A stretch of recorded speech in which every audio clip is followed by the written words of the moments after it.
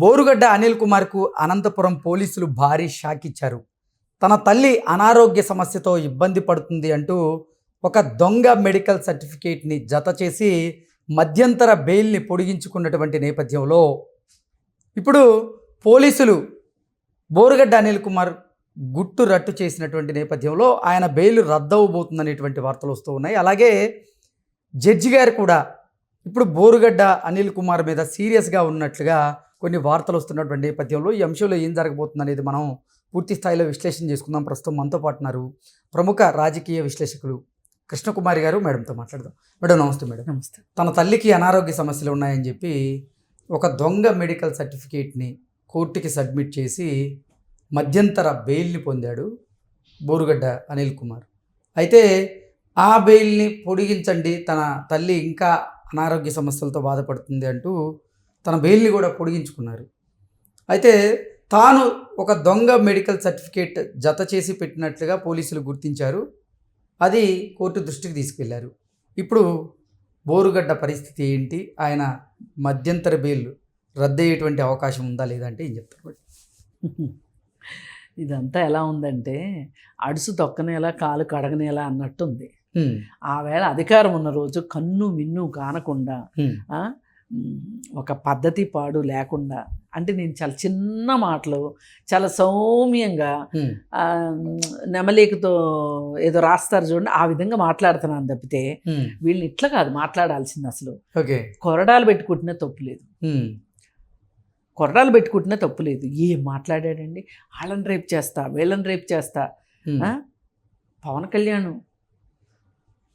కూతుర్లు,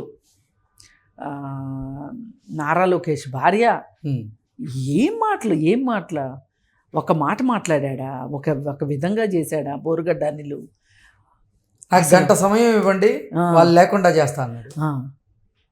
అసలు ఇది అది అని కాదు, ఒకటని కాదు మాట్లాడింది. కాకపోతే నేనేమంటానంటే, ఏ పార్టీ కండువా కప్పుకుని ఏ పార్టీలో ఉండి ఇలా మాట్లాడాడో ఆ పార్టీ అధినేతల మీద కూడా కేసు పెట్టాలి.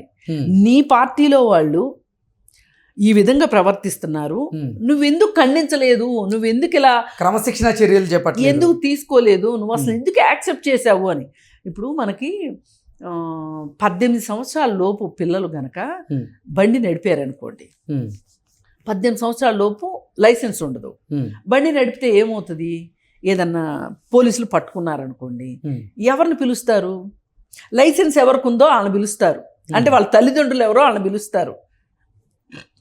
ఒక చిన్న బండి తోలే విషయంలోనే మనం ఇంత కఠినమైన చట్టాలు పెట్టుకున్నప్పుడు, ఇంత జనబాహుళ్యంలో ఇంత దరిద్రమైన మాటలు, అంటే అసలు వినటానికి ఇష్టపడని మాటలు, మళ్ళీ మళ్ళీ ఉచ్చరించడానికి ఇష్టపడిన మాటలు మాట్లాడుతున్న అతన్ని ఎలా సహించారు? ఏది ఏమైనా సరే ఇలా చేయడం అనేది, అంటే పార్టీలు కూడా ఎలా సెలెక్ట్ చేసుకుంటున్నాయి అంటే,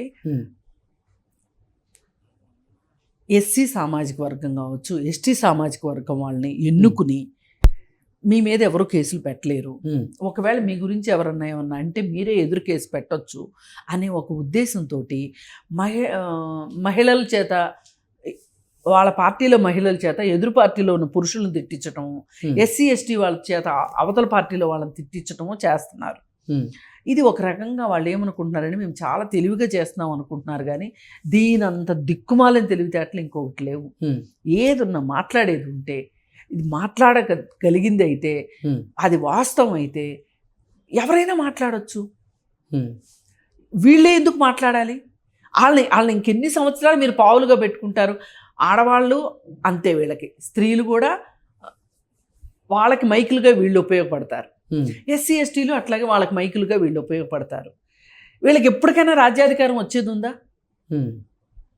వీళ్ళు ఎంతసేపు ఇదే పని వీళ్ళు చేసేది? అది వాళ్ళకు కూడా ఉండాలి కదా. అరే, మనం చేసే పని, మనం మాట్లాడే మాట మనకే ఏమైనా ఎదురొస్తే, ఇప్పుడు ఒక మాట అండి, ఇవాళ మర్డర్ చేసినా పర్వాలేదు, నేను జైలుకి వెళ్ళినా పర్వాలేదు అనుకుని తెగిడ్చిన వాళ్ళు చాలామంది ఉన్నారు ఇవాళ సొసైటీలో. అలాంటి వాళ్ళు కనుక నీ జోలికి వచ్చి ఏదన్నా చేస్తే నీ కుటుంబానికి ఎవరుంటారు చెప్పు? నువ్వు బతికుంటేనే నువ్వు బెయిల్ పొందటానికి ఎంత కష్టమైంది. అయిందా? అయిపోయిన తర్వాత బెయిల్ తీసుకున్నావు, మధ్యంతర బెయిల్ తీసుకున్నావు. ఆ బెయిల్ పొడిగించుకుంటానికి నువ్వు ఇంకో అబద్ధం ఆడాల్సి వచ్చింది. ఆ అబద్ధాన్ని కప్పిపుచ్చుకుంటానికి ఇంకొక అబద్ధం ఆడాల్సి వచ్చింది. ఇవన్నీ అవసరమా నీకు? అసలు మీకు పనిచేస్తుందా? అసలు బ్రెయిన్ పనిచేస్తుందా? అసలు మనం ఎవరి కోసం పనిచేస్తున్నాము, ఎందుకు పనిచేస్తున్నాము, ఏదన్నా ఇటు అటు అయితే మన కుటుంబం పరిస్థితి ఏంటి అని కార్యకర్తలు ఆలోచించుకోవాలా అక్కర్లేదా? ఇలా ఇంత ఎట్లా అంటే అసలు బోరుగడ్డ అనిల్ మాట్లాడడానికి వచ్చాడు అంటే చెవులు కళ్ళు మూసుకునేలాగా మాట్లాడాడు. మీ ఇప్పుడేమో లబలబలాడిపోతే ఏమొస్తుంది? పైగా ఇప్పుడు నువ్వు చేసింది ఏంటి అంటే ఎవరితోనో ఏదో చెప్పించడం కాకుండా నువ్వు అఫిడవిట్ ఇచ్చినట్టు చేసావు. ఏంటి? మద్రాస్ అపోలో హాస్పిటల్లో ఉంటే మీ అమ్మ, ఆమె ఆరోగ్యం బాగలేకపోతే Madras Apollo hospital doctor certificate ఇస్తారు కానీ ఎవరైనా, అదే మద్రాస్ అపోలో హాస్పిటల్ వాళ్ళు కనుక ఆ సర్టిఫికెట్ ఇచ్చున్నట్లయితే పోలీసులకు డౌట్ వచ్చేది కాదు. వాళ్ళు ఇవ్వరుగా. అందుకే నువ్వేం చేసావు? ఇంకెవడనో అనాకానివాడిని పట్టుకున్నావు, పట్టుకొని ఇప్పించుకున్నావు. ఇప్పిస్తే ఏమైంది? పోలీసులకు డౌట్ వచ్చింది. అంటే పోలీసులు ఏమి నిఘా పెట్టుకోకుండా అసలు నువ్వు మొత్తం వదిలేశారు అనుకుంటున్నావు. పోలీసులు పట్టుకోవాల్సిన దగ్గర పట్టుకున్నారు. పట్టుకుని తీగలాగితే డొంక కదిలింది. అసలు ఆ హాస్పిటల్ యాజమాన్యం ఈ మెడికల్ సర్టిఫికేట్ మేము ఇచ్చింది కాదు, వాళ్ళమ్మ పద్మావతి గారు మా దగ్గరికి వచ్చి చికిత్స చేయించుకోలేదంటూ తెలిసి చెప్పారు. ఏముందండి, ఇవాళ స్టాంపులు తయారు చేసుకోవచ్చు, లెటర్ హెడ్లు తయారు చేసుకోవచ్చు, మనకి ఇష్టమైంది రాసుకోవచ్చు, సంతకం పెట్టవచ్చు. ఇవన్నీ వెరిఫికేషన్ అయినప్పుడు సంగతి కదా అని అనుకున్నాడు. ఇక్కడ ఎలుక్కి పిల్లి సాక్ష్యం, పిల్లికి ఎలుక్కి సాక్ష్యం అన్నట్లు ఎవరో డాక్టర్ చేత సర్టిఫికెట్ ఇప్పించటము అంటే అపోలో వాళ్ళు ఇవ్వరు కాబట్టి నువ్వు ఇంత దరిద్రానికి దిగజారితే ఇప్పుడు బోరుగడ్డ అనిల్ ఎక్కడా అని చెప్పి చూస్తున్నారు. ఇప్పుడు ఎలాగో పట్టుకుంటారేమోనని చెప్పి ఫోన్ స్విచ్ ఆఫ్ చేసి కూర్చున్నావు. ఎన్ని రోజులు దాక్కుంటావు? దాదాపు 10 సంవత్సరాల పాటు విచ్చల విడిగా అచ్చోసిన ఆంబోతులాగా అనకూడదు కానీ నువ్వు స్వైర విహారం చేసేసావు. ఆంధ్రప్రదేశ్ మొత్తం అసలు నీ మాటలు వింటానికి తెలుగు వచ్చిన ప్రతి వాళ్ళు చెవులు మూసుకునేలాగా మాట్లాడావు. ఇవాళ ఏమైంది అంటే మీ జగనన్న మాటిని 30 ఏళ్ళు మందే పరిపాలన అనే ఒక ఉద్దేశం ఏదైతే ఉందో ఆ ఉద్దేశంతో మీరు ఈ పనులు చేయటం ఎంతవరకు 30 ఏళ్ళు ఉంటామని జగన్ చెప్పాడు కానీ మీరెట్ట నమ్మారు? మీకు బుర్రలు ఉన్నాయా? అసలు బుర్ర ఉంటే అసలు వాళ్ళు చెప్తే వాళ్ళు స్క్రిప్ట్ ఇస్తే తాడేపల్లి నుంచి వచ్చే స్క్రిప్ట్ మీరెట్టుకు చదువుతారు అసలు? ఇప్పుడు లోపలికి వెళ్ళిన ప్రతి వాళ్ళు చెప్తున్నారు కదా, పలానా వాళ్ళే మాట్లాడమన్నారు అని. కోర్టు ఒకటే అడుగుతుంది, సరే వాళ్ళు మాట్లాడమన్నారు బాగుంది, మీ బుద్ధి ఏమైందని అడుగుతారా లేదా? ఏది ఏమైనా ఈ బోరుగడ్డ అనిల్ అనే విషయము, ఈ ఉదంతము ఎవరైనా రాజకీయాల్లో పెయిడ్ ఆర్టిస్టులు ఎవరైనా ఉంటే గనక వాళ్ళకి ఇది కనువిప్పు. మామూలుగా అసలు ఈ పెయిడ్ ఆర్టిస్టు అనే మాట కనిపెట్టిందే వైసీపీ పార్టీ. అంతకుముందు నేను రాజకీయాల్లో ఎక్కడ పెయిడ్ ఆర్టిస్ట్ అన్న మాట వినలా. ఫస్ట్ టైం వాళ్ళే కనిపెట్టారు. ఎందుకంటే వాళ్ళకే ఉన్నారు పెయిడ్ ఆర్టిస్టులు, అందుకని వాళ్ళు ఎదురోళ్ళు అంటుండేవాళ్ళు పెయిడ్ ఆర్టిస్టులు అని. ఇప్పుడు నేను ఏదన్నా వాళ్ళకి వ్యతిరేకంగా మాట్లాడగానే కింద ఎంత ముట్టింది అని రాస్తారు.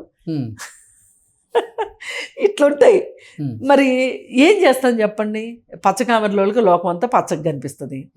సరే, ఇప్పుడు బోరుగడ్డ అనిల్ ఏ బొరియలో ఉన్నా పట్టుకొస్తారు. అది ఇప్పటి వరకు ఉన్న కేసులు కాకుండా ఇంకొక కేసు కూడా ఇది కోర్టుని తప్పుదోవ పట్టించింది. చాలా పెద్ద నేరం. కంటెంప్ట్ ఆఫ్ కోర్టు కంటే కూడా కోర్టుని తప్పుదోవ పట్టించటం అంటే కోర్టు ఇచ్చిన తీర్పుని మనము వ్యతిరేకంగా వ్యాఖ్యానిస్తే, కోర్టు చెప్పినట్లుగా నడుచుకోకపోతే అది కంటెంప్ట్ ఆఫ్ కోర్టు అవుతుంది. ఇది ఏం చేశాడు అంటే ఆ మధ్యంతర బెయిలు టైం అయిపోయిన వెంటనే వెళ్ళి హాజరు అవ్వలేదనుకోండి, అది కంటెంప్ట్ ఆఫ్ కోర్టు అవుతుంది.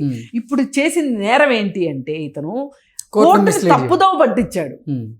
తప్పుదోవ పట్టించడానికి తప్పుడు సాక్ష్యాలు ఇచ్చాడు, తప్పుడు కారణాలు చూపించాడు, బెయిల్ ఆధారాలను చూపించాడు. ఇది చాలా పెద్ద కేసు. ఇది ఏంటంటే పర్జురీ అంటారు దీన్ని. ఇప్పుడు పోలీసులు పర్జురీ పిటిషన్ వేస్తారు దీని మీద. ఓకే, వేసి సార్ మీద ఇంకో ఎఫ్ఐఆర్. మాకు ఇవన్నీ ఏం కొత్త కాదు అని చెప్పి వాళ్ళు వెర్రవేగొచ్చు, కానీ గుండీలన్నీ ఇప్పుకుని చొక్కా గుండీలు ఇప్పి తిరగాలనుకుంటే తిరగొచ్చు, కానీ కాకపోతే షరతులు వర్తిస్తాయి. Okay madam, thank you. Thank you.